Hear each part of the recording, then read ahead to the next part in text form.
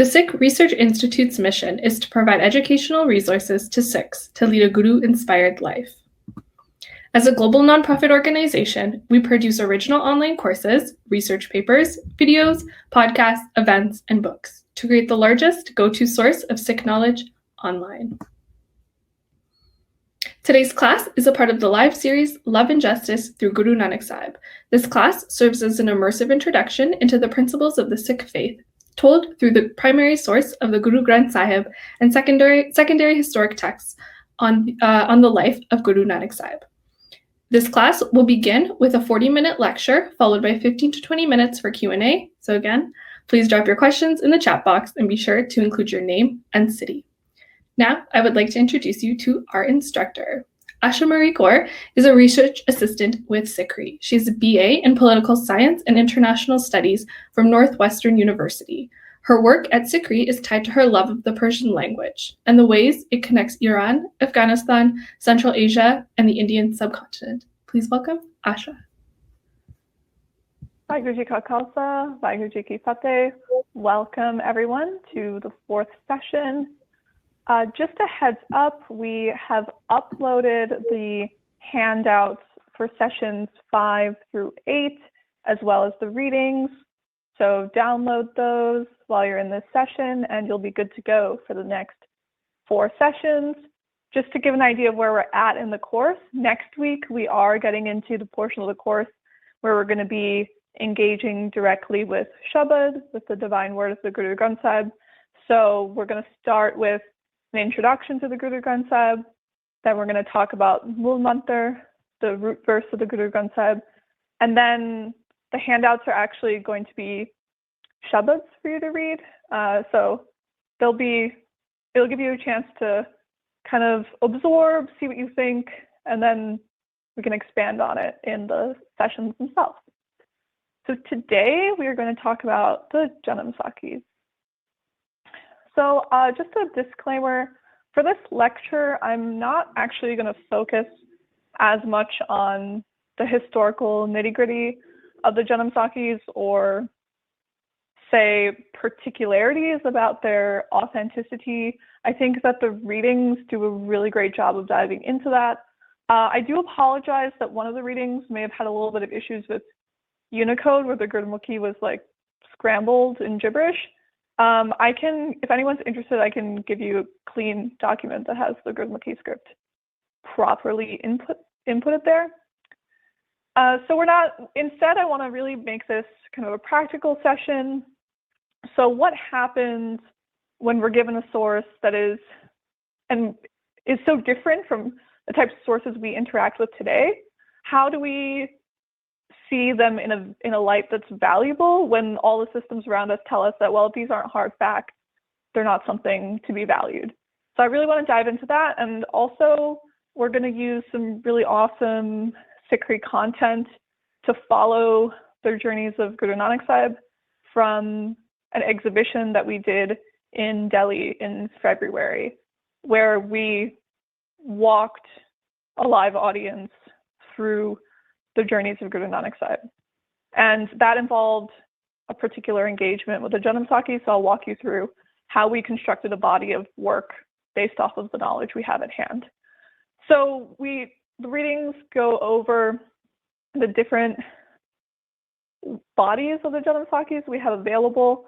Generally speaking, the Purtan Janamsakhi is considered of the best quality, if that's how you want to speak about it. There were 2 reasons that were given in the readings that are very important. One is that there were 2 manuscripts found that were nearly identical. So that's, again, there's some corroboration there. Corroboration is very important when we're looking at historical sources that are difficult to fact check. Secondly, in the Sikri Janamsakhis document, it talks about the percentage of the referenced Gurbani, so the references to the Guru Granth Sahib that are accurate. So that also tells you how close to the source the people who are writing the Janamsakhis at hand were, which gives you an idea of their accuracy. We know for sure the Guru Granth Sahib is perfection and was rigorously compiled and verified by Guru Arjan Sahib and by Gurdas, who was the scribe for the Adi Granth, which is the original portion of the Guru Granth Sahib before the Bani of the 9th Guru was later added, before the Adi Granth became the Guru Granth Sahib. So that becomes our source for everything. Everything we can look at through the light of Gurbani. Then we have the Vars of Bhai Gurdas. Bhai Gurdas was the scribe of the Adi Granth, and his Vars, which is a form of poetic verse, are considered the verified key to the Guru Granth Sahib. So if the Vars of Bhai Gurdas list a location, we know that Guru Nanak Sahib, for example, was at that location. So I want to kind of talk about, again, I'm always here saying, what do we have to unlearn to learn? What does mainstream narrative look like? Because I think something that's really difficult for Sikhs and non-Sikhs trying to learn about Sikhi is that there's a lot of conversation from outside of the community that kind of cast certain judgments on Sikhi, and because we're a small community, it can be hard for us to speak from an indigenous perspective and be heard. So oftentimes, if you're looking up events in Guru Nanak Sahib's life, and you're Googling, searching around the internet, you'll quickly see people trying to poke holes in the veracity of any claim. They'll say, well, Sikhs say that Guru Nanak Sahib went to Mecca, for example, but there's no proof of that, so actually you should just discard that idea. That's a very simplistic way to look at things, and there's always this kind of, when these statements are made, there's an implication that there's some unique issue with Sikh historiography because of the fact that the main source for looking at Guru Nanak Sahib's life is a genre of writing that is mythological in nature. There's this idea that, well, that means we can't study the history of Sikhi or Guru Nanak Sahib in a serious light. Now, let's look at how other faiths are treated in the realm of history. There are academics the world over who write very seriously about the life of Moses, about the Ark of the Covenant, which has the 10 Commandments written on it. I'm just going to say that there's not really any proof that the Ark of the Covenant was a real object, in the same way that we don't have proof for things either. So there's a little bit of kind of an undermining that happens of Sikh history when it's by no means unique for there to be questions and a lack of, quote, hard facts across any religion. Furthermore, the mythological style, the hagiographical style of the Janamsakhis is particularly in line with the type of writing that was done in South Asia for all religious traditions in that time. So there's nothing unique about this type of source material. This is not a dilemma for Sikhs. And actually, this style of writing creates a lot of advantages when it comes to absorbing the messages of Sikhi, acting on these messages, disseminating information, creating a following, and communicating to ordinary people.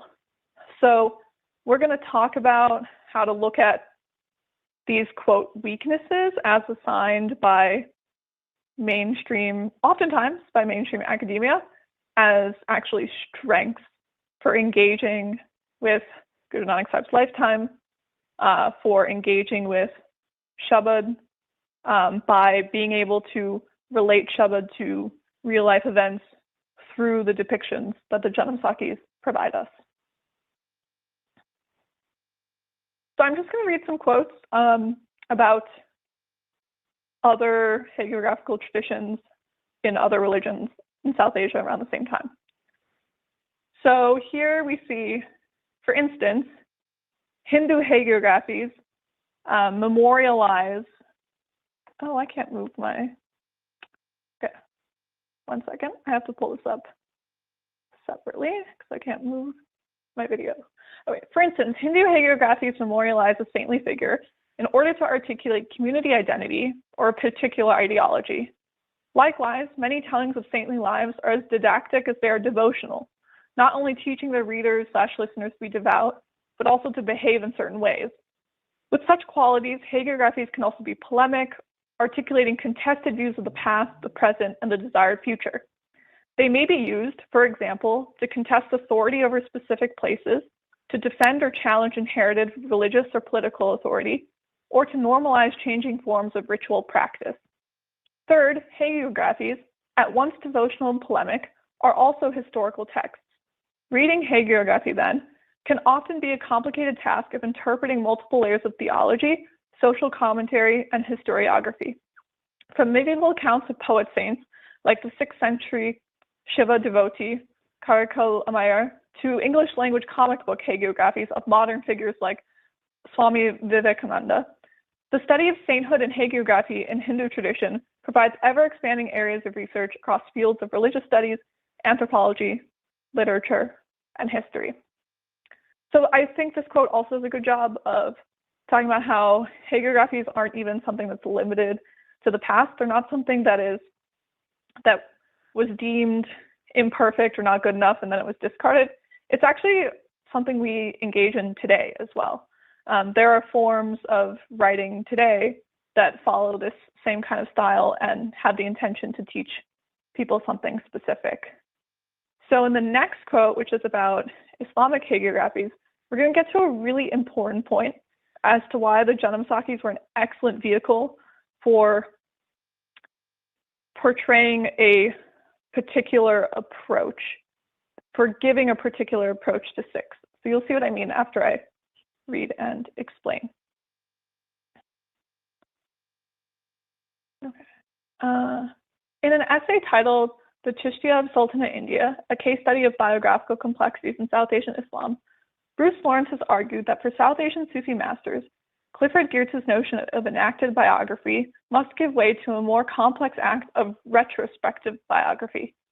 Sufi masters, sheikhs and peers, that is saints, were understood to inherit in some undefinable way the spiritual charisma, baraka of the Prophet, whose image served them as a model for emulation. While Muhammad's daily actions, Sunnat Nabi, constituted the most significant standard of righteous conduct, or adab, the self-image of saints was in no way based on a simple replication of his acts. Sufi sheikhs have patterned and continue to pattern their behavior on Muhammad, but they also developed their own images to reflect the innovators and exemplars in the silsila lineages that came before them, which is a decidedly more complex process than simple emulation of the actions of the Prophet. Okay, so the sentence I really want to focus on here is, which is a decidedly more complex process than simple emulation of the actions of the Prophet. So let's move into Gurbani. Gurbani talks a lot about the ways in which Islamic and Hindu practice, when done in a ritualistic manner, do not inherently carry meaning and are actually can be wielded as tools for harm, for destruction, and for false authority. So throughout Gurbani, we see this criticism of mindless repetition, mindless ritual. Now, this to replicate specific acts was a religious standard for a lot of people. That for me to be a religious person, I simply need to know exactly what the person who started the faith I'm following or started the tradition I'm following did. And then I will do X, Y, Z thing. And they might not have anything to do with, say, good conduct. So again, Gurbani explicitly says, instead of taking this symbolic measure, look at your conduct. Is your conduct good? That's how you can deliver a divine action, not through the simple repetition of something that, say, the Prophet Muhammad did.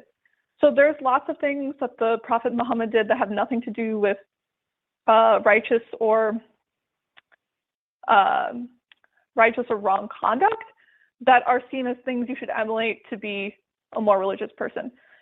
The same goes for the close companions of the Prophet. So, for example, a lot of Muslims to this day have a liking for cats as pets, because the Prophet Muhammad and his companions liked cats, and dogs are oftentimes thought of as haram because they did not like dogs. Okay.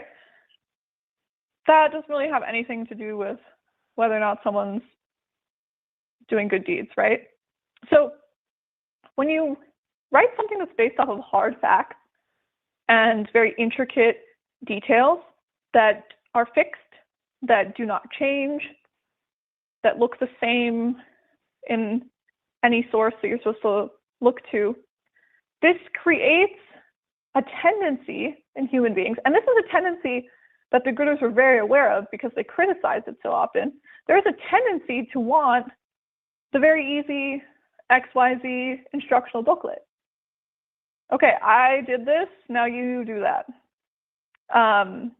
And so it's actually a strength when you're taking the type of engagement, the type of action, and that's what remains consistent, and the details can be portrayed in a more creative manner as the author sees fit.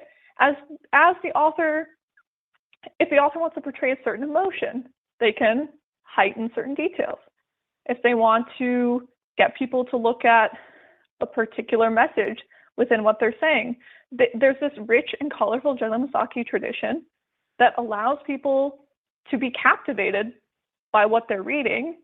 And the point is to capture the essence of the dialogue, the essence of the sort of unjust structure Guru Nanak Sahib is standing up to, and emulate that sort of form of engagement, that sort of active thinking, that sort of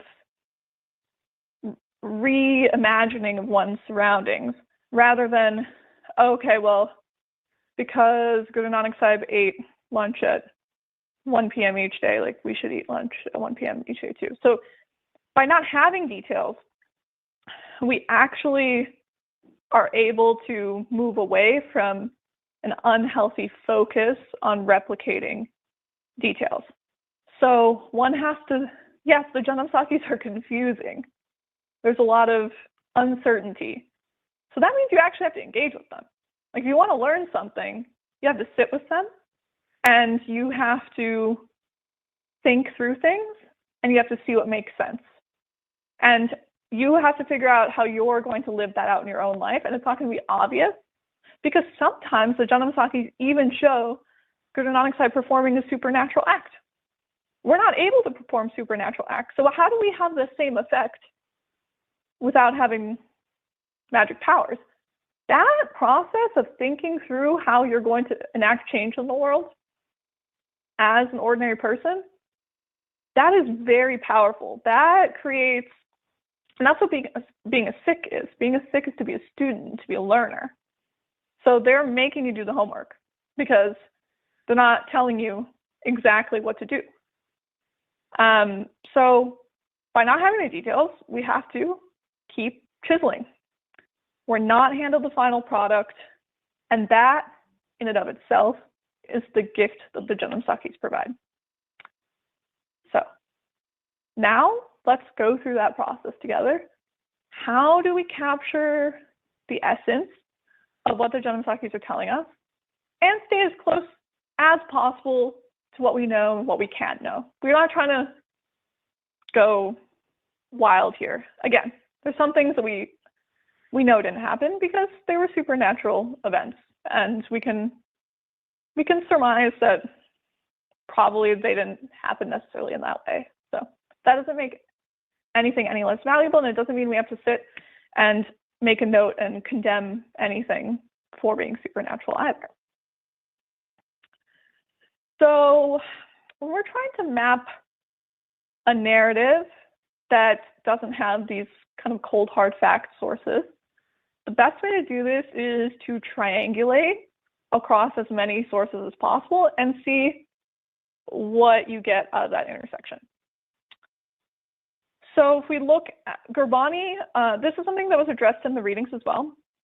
Gurbani intentionally does not mention names and places, except with there's very few exceptions to this. And this is so you're not getting caught up in the details. that you're absorbing the essence of the message and how to live it out in your own life. Because when you get caught up in the details, then it doesn't feel as applicable to your own life. It feels like you're at a distance from what you're reading. When you don't have all those nitty-gritty details, you actually put yourself in the Bani, and the Bani comes within you too. Again, this is ikonkar. This is the erosion of that perceived division between creator and creation, between devotee and the divine. So, but there are language clues in Gurbani that might give us an idea of when and where something was said. And then also the Vars of Gurdas do provide particular locations. So for example, the Gurbani revealed in Muslim majority places, what are today now Muslim majority countries, is far more likely to incorporate Arabic and Persian in it. That would give us an idea of who the audience was that was listening to the Shabad being revealed. There's also a rich tradition of Janamsakhi art, of Janamsakhi miniatures. So this gives us a lot of visuals to look at of the types of meetings and that were taking place with Guru Nanak Sahib and people he encountered and where those meetings were. But again, Janamsakhi miniatures can be really weird too. Some of the people can look kind of alien-like. Sometimes deities show up in conversation with Guru Nanak Sahib. So again, you can't take these visuals literally either. We have oral histories. Oral histories are amazing, and Sikhi was founded not that long ago. So we have this really incredible gift of being able to look at oral histories and assign quite a bit of seriousness to them. We may know where Guru Nanak Sahib was based on where historic Sikh populations are. We know for sure Guru Nanak Sahib was in Afghanistan because there is a long-standing, very old Afghan Sikh community that traces their oral histories back to the times of Guru Nanak Sahib. And they have copies of the Adi Granth that were given to them by Guru Har Rai Sahib. So this is a population we know extends well into the Guru period. And likewise, there's sites where gurdwaras were built beyond Punjab that gives us an idea of, okay, so we may not know just because a gurdwara was built there that was the precise location where something happened. But if there are many gurdwaras that were historic gurdwaras in Sri Lanka, for example, there's many historic gurdwaras in Afghanistan.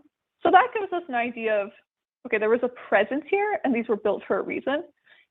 Sometimes these gurdwaras are built far after the fact, but that's because there was an oral history that was passed down, and then there came a time where the community was ready to collect the resources to commemorate that oral history through the space of a gurdwara.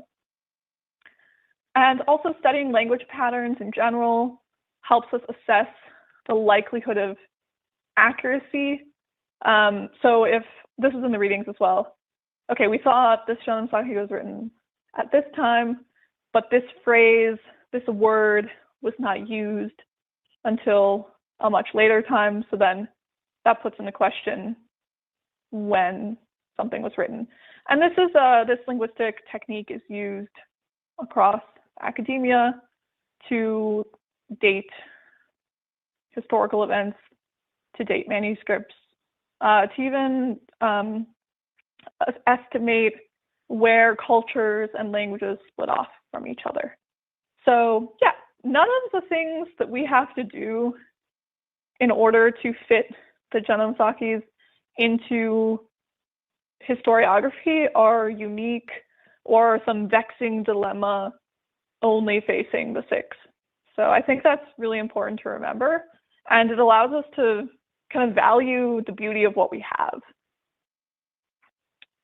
Okay, so I'm going to go into a few examples from the exhibit we put up at the National Museum in Delhi and kind of give an idea of how we are able to accomplish this work.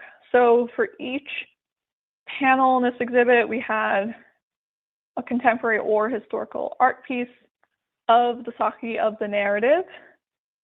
And then we either had Gurbani or lines from by Gurdas that accompanied the narrative, and then we wrote our version of the narrative, and we tried to move away from the supernatural, and we will talk about how do we interpret supernatural Sakhis that are told to us in a supernatural manner. So, for example, this is about when Guru Nanak Sahib spoke out against the war crimes of Emperor Babur, and him and Bhai Mardana were put in jail for this. So the excerpt from Babur Bani that we have up above, which we'll have a whole session on, by revealing this Shabad, by speaking out so firmly, Guru Nanak Sahib and Bhai Mardana were made to be political prisoners. Now the Sakhi, as it's told in our community, is that Guru Nanak Sahib and Bhai Mardana were sentenced to grinding wheat, so sentenced to labor in prison, with an impossibly heavy stone that they had to turn. But when Guru Nanak Sahib revealed his Shabad and Bhai Mardana played on his rabab, it was so awe-inspiring that the stone wheel started spinning itself. Now, one could take that literally and say that Guru Nanak Sahib performed a supernatural miracle, or one could look at the writing and think about, okay, what are they really saying here? They're saying that the Gurbani, that the Shabad and the Gurbani was inspiring to the people, and it made the task go by simply. That's the essence that we can derive from that is applicable to our own lives. Because if I go to prison, I can't perform a supernatural miracle, but I could inspire my fellow prisoners. I could take a stance. And these were people whose morale had been crushed. Their family members had been killed. The women were survivors of sexual assault.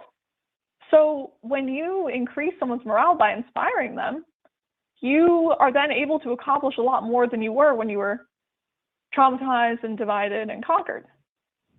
So the way we wrote it is that all these prisoners were traumatized and sitting in their separate corners, and they were grieving. And through the inspiration of Shabad, they were captivated, they were enamored, they came together, they saw oneness in each other, they saw what they could accomplish if they were all one. And then everyone took on that labor at once. And when everyone pushed the stone wheat grinder, it was as if it was pushing itself, because the task had been made so much simpler. So this is a way to engage with the Janamsakhis, and it gives us a practical application of Shabad. But it's not just practical, it's also beautiful and inspiring, and something that we can really carry with us. All right, so another Sakhi that those of us who grew up in the Sikh faith grew up hearing is about Guru Nanak Sahib's visit to Mecca, in which he was sleeping near the Kaaba, which is the central shrine to which all Muslims pray every day. Like, that's the direction that they pray in. And his feet were pointing towards the Kaaba as he was sleeping. So then the local Qazi woke him up and said, you need to respect the Kaaba by moving your feet away. The way we're told this story oftentimes is that Guru Nanak Sahib said, fine, point my feet away from the Kaaba. And the Qazi looked up and the Kaaba had started spinning around and around. So there was no direction in which he could tell Guru Nanak Sahib was like more holy or less holy. Now again, if that were to be exactly how it happened, that doesn't really provide a practical, or that doesn't give any application for me or anyone else to carry in their life, because we can't perform supernatural miracles. However, if we look at Gurbani, we have this Shabad here. This is the English transcription, of course. Guru Nanak Sahib is, so the first line is not from Shabad, but Guru Nanak Sahib is in Mecca, sacred city towards which all Muslims pray. He shows the Qazi, the Islamic judge, he need not face the Kaaba.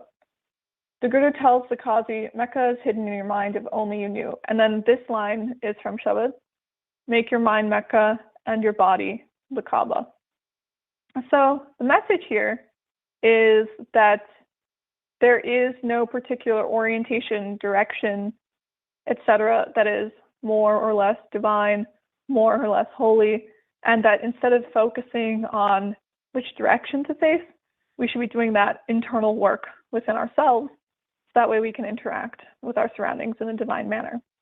So the way we wrote this Sakhi was that in the process of tiring himself to make Guru Nanak Sahib do the correct and pious thing of moving his feet away from the Kaaba, the Qazi ended up becoming so dizzy that it appeared as if the Kaaba was spinning around.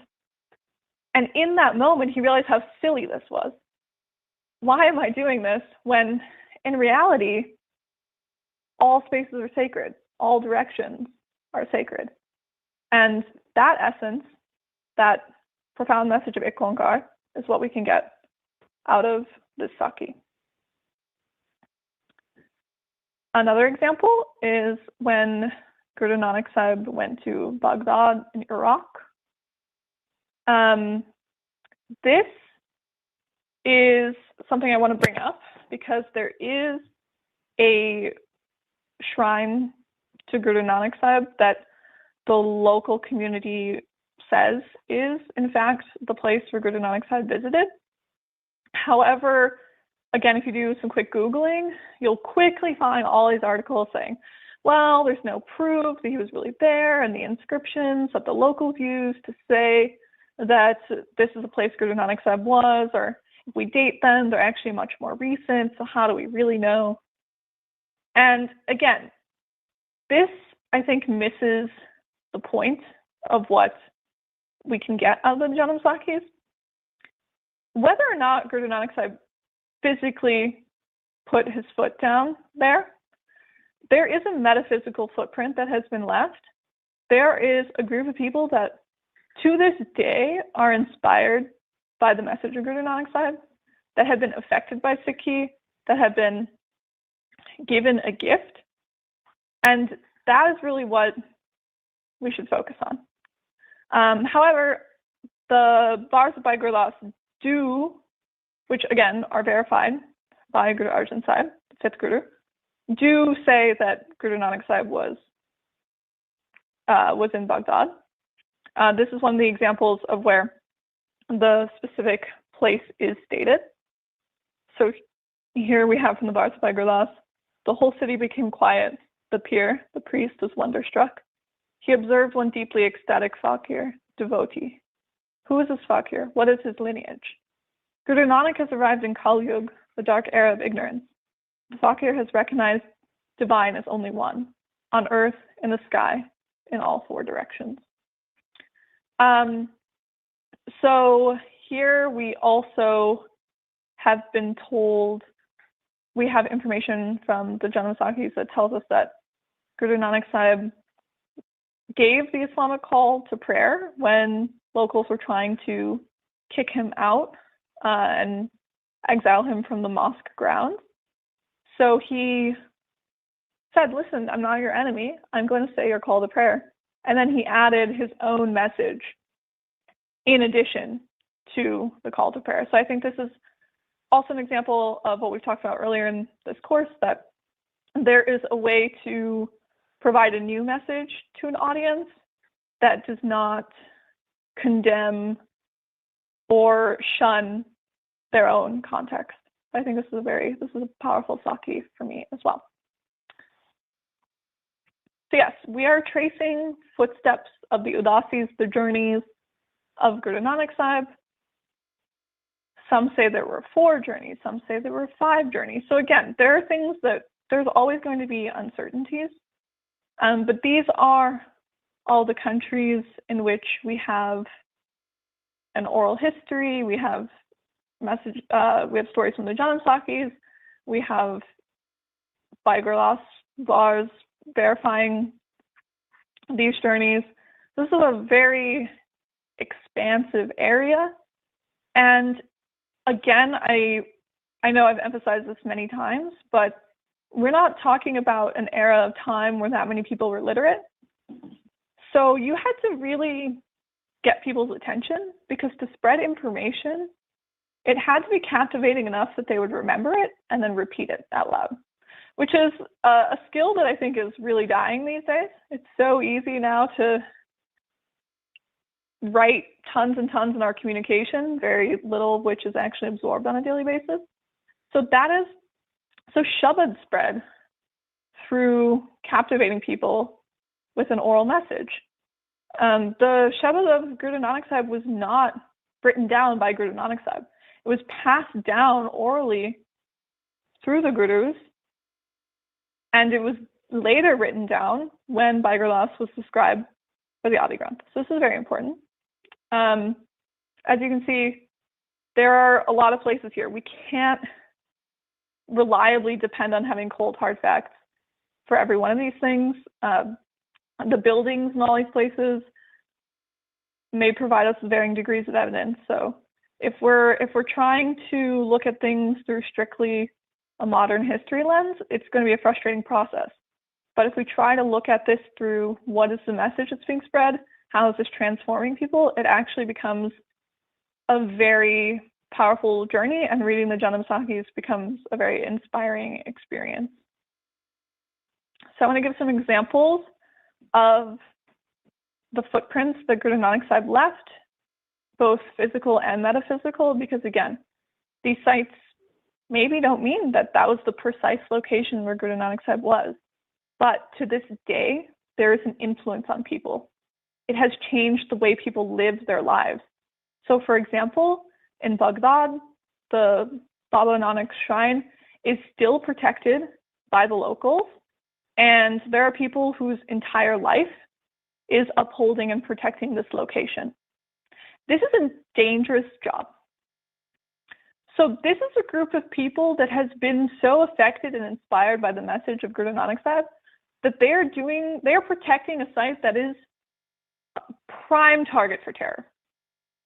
And to do that, to make that sacrifice, is truly to live in Ikwankar.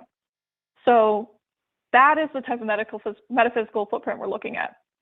And to me, it doesn't matter what the physical footprint may or may not have been. That is the powerful message that I choose to focus on. Again, Afghan Sikh population, the Afghan Sikh community estimates that at their height, there were 150,000, 200,000 Sikhs in Afghanistan. Today, that diaspora is global, is worldwide. Unfortunately, there's only around 700 Sikhs left in Afghanistan due to 4 decades of the war and terror. But we have several sites that the community has guarded, preserved, and kept where Guru Nanak Sahib was, including Guru Nanak Darbar, or known locally as Chashma Sahib, in Jalalabad, Afghanistan. This is really, really beautiful Gurdwara. And it is, again, now there's very few Sikhs in Jalalabad, so again, preserving and guarding this space is an effort that spans Muslims and Sikhs.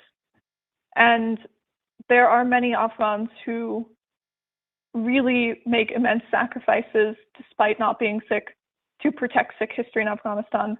I want to acknowledge that there was an immensely painful and horrible terrorist attack in March where 25 Sikhs were killed in Kabul, and the non-Sikh security guard who took the job as a show of friendship to his Sikh friends who knew the job was dangerous, he was also killed in the attack.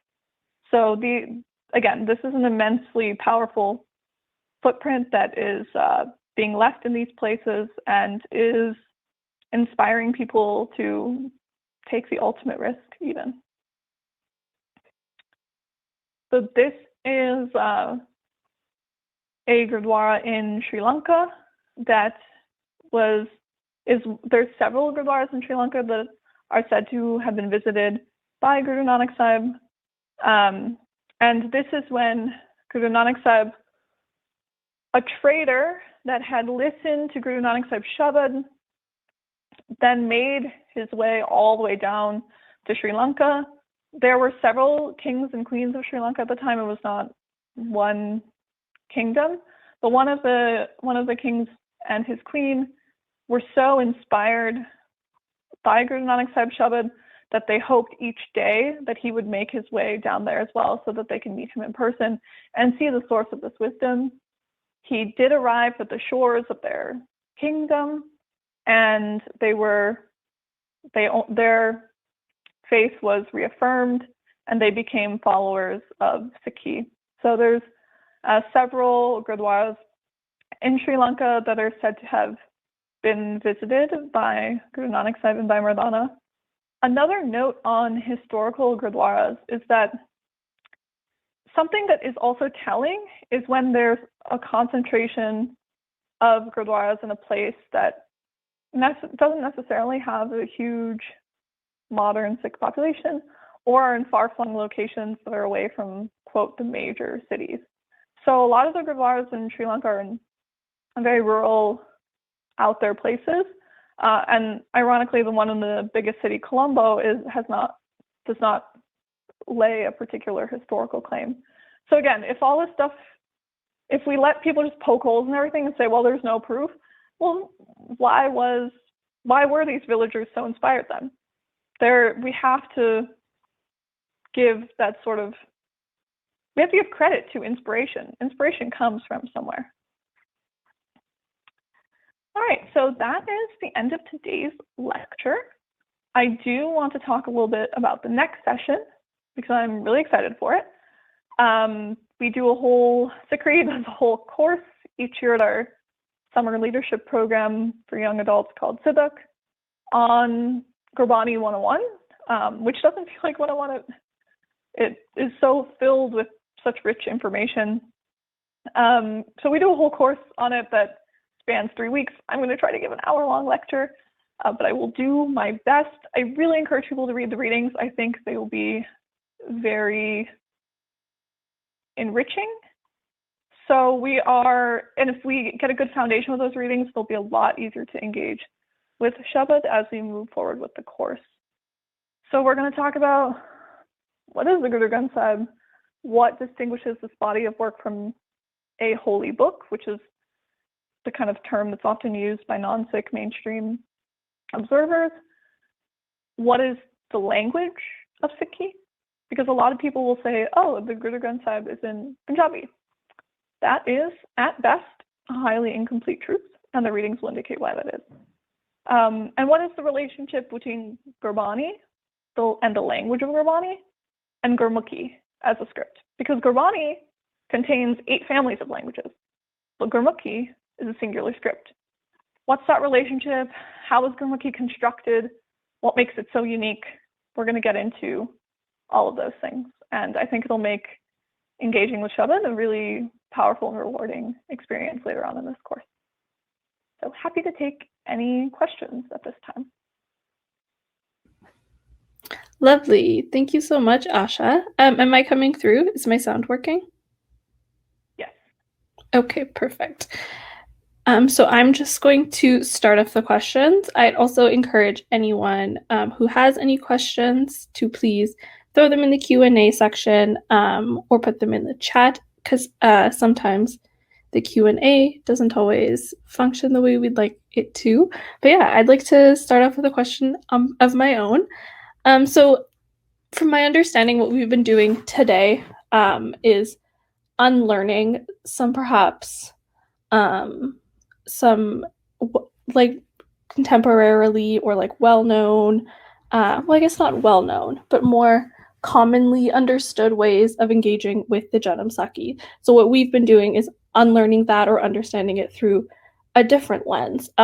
What's important about this unlearning or these new definitions that we're understanding that I think we've kind of been doing throughout this course?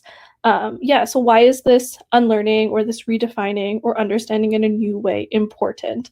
Like, what does it contribute to our understanding of Sikhi, and what do definitions, I guess, writ large, what do they contribute? I guess it's more than one question, but yeah. No worries.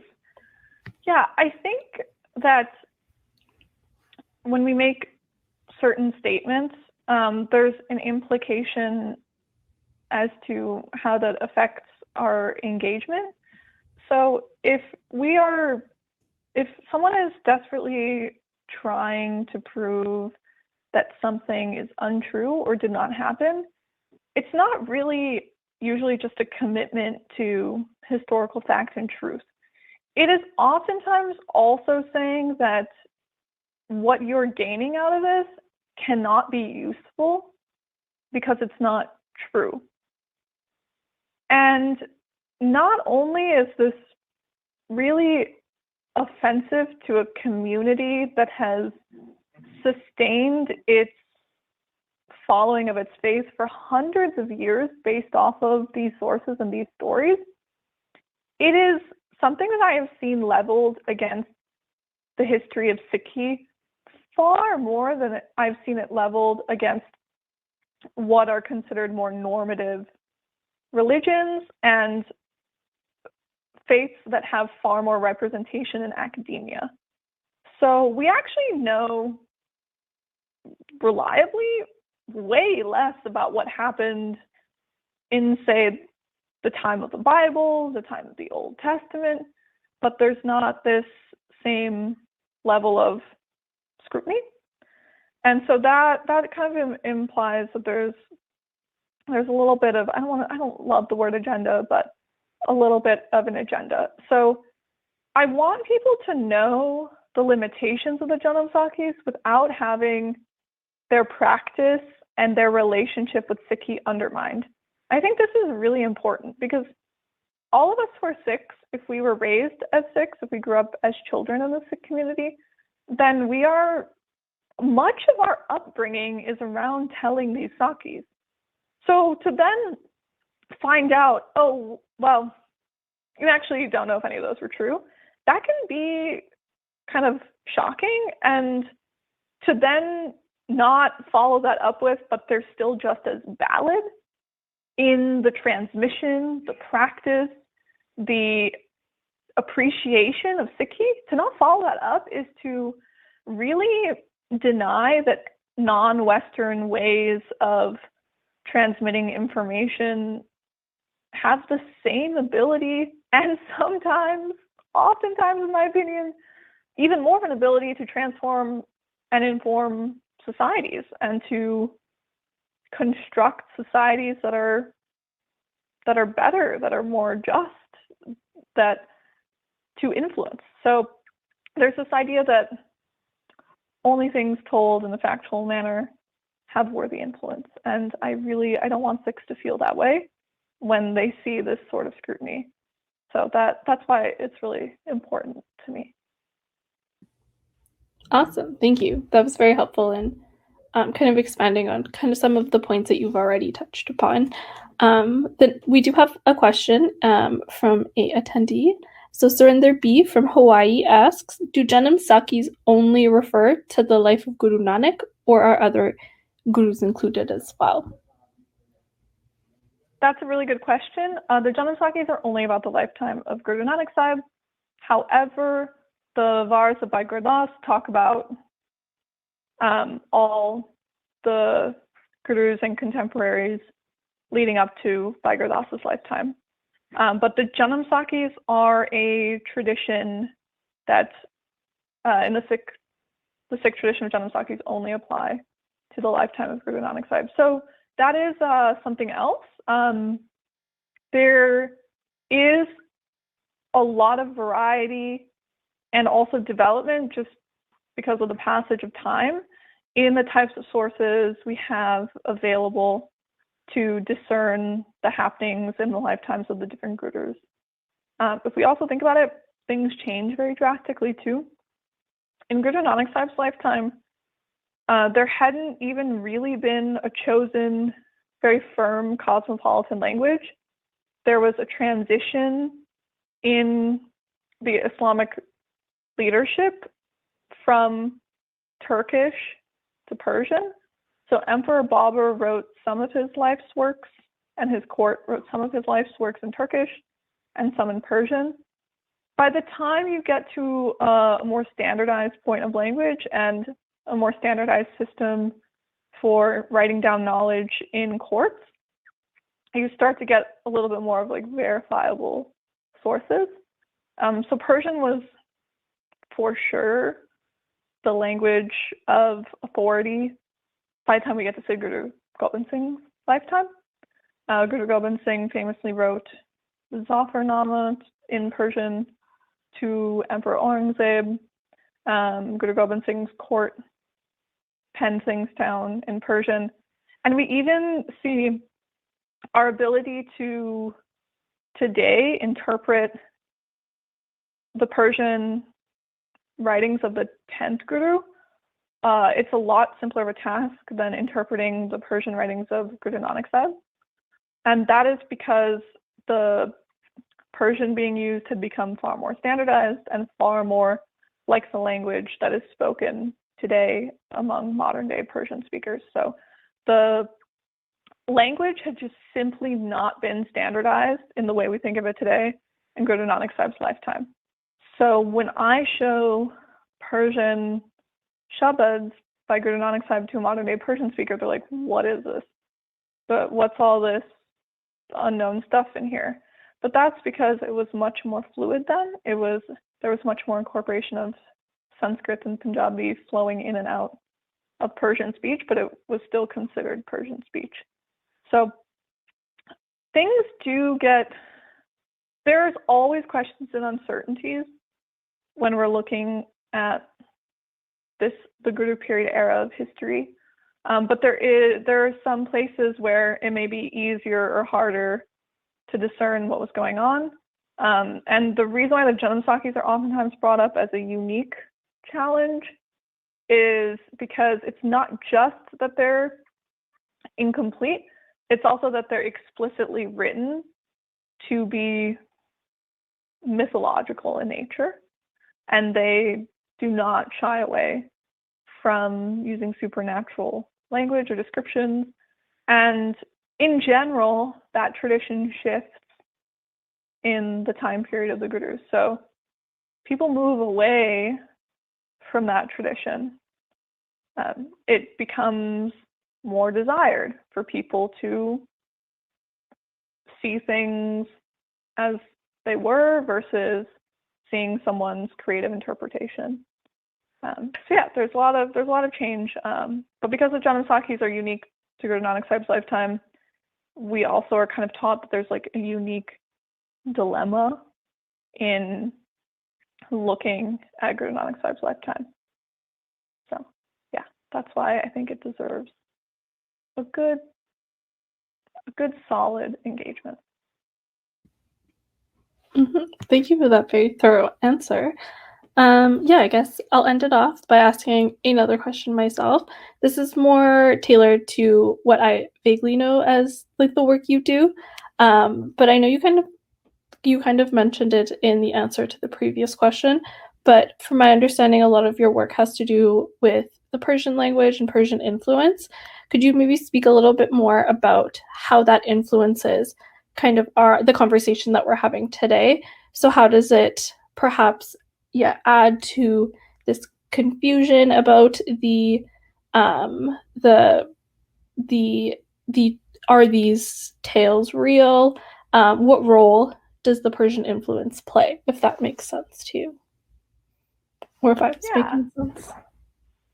I think that the Persian influence does something really helpful, which is that we know that, generally speaking, when Guru Nanak Sahib and also Guru Arjan Sahib, who wrote extensively in Persian as well, when they're using Persian to reveal their shabad, they're usually talking to a Muslim audience. We know that because they explicitly bring up Islamic references and questions to Islamic practice in these shabads. So this does give us an idea of, okay, if it's the more, there's also a little bit of a gradient too. So the one shabad that is 100% Persian origin, fluent Persian grammar, that Guru Nanak Sahib revealed, Yak Araj Guptam, that Macauliffe, who is a famous author in Sikh history, he was sent to India by the British. He was Irish and he became a Sikh. Macauliffe was told in oral history and through the Janamsakhis that Shabad was revealed when Guru Nanak Sahib was at Mecca. Now we can question Macauliffe's fact-checking measures, but I do think there is something to point out, which is that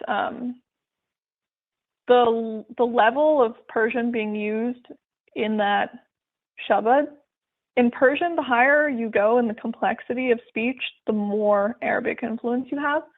So an Arabic speaker could also get a lot out of that Shabad. And also it was likely that because Persian was such a language of leadership and authority that spanned the whole broad area at that time, it's also likely that Persian speakers were coming to Mecca for Hajj. So that gives us an idea of, okay, we could probably say that was revealed at Mecca. It might not be 100% true, but it gives us clues and stuff. I do think that there's a little bit of confusion though, because people may assume that Persian was only spoken in places where it's the language of the people as per their ethnic identity. But actually, Persian had a lot to do with what your occupation was in South Asia. So there were plenty of people who had absolutely no ties ethnically to Persian-speaking peoples who spoke it day to day because they worked as messengers, as scribes, or in the court, or by virtue of being an Islamic scholar, they learned Persian in order to read writings about Islam more fluently, in addition to Arabic. So yeah, but it gives us clues about who the audience was, perhaps where someone was. And there's very solid histories when it comes to Guru Nanak Sahib's visits to Multan, Mashhad, Iran, and other parts of far out Pakistan and Afghanistan and Iran. Great, thank you. Thank you for all of this context and nuance that you are providing. I definitely learn something new every week. I think it's very evident how well researched and thoroughly you're engaging with these with the readings and the text in general. So with that, I will be closing today's webinar.